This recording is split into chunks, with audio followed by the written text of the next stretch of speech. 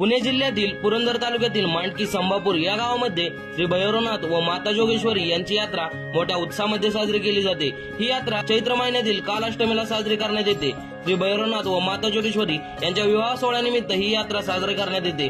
ही यात्रा एकूण 4 दिवस सुरू असते। यात्रेचा पहिला दिवस म्हणजे देवाची हळद। श्री भैरवनाथ व माता जोगेश्वरी यांना हळद लावून यात्रेचा प्रारंभ केला जातो।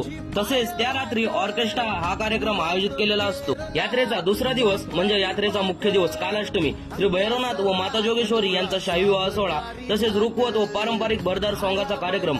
यात्रेचा तिसरा दिवस म्हणजे छबिना। विविध प्रकारचे खेळ व नाथांच्या पालखीची रात्रभर चालणारी मिरवणूक।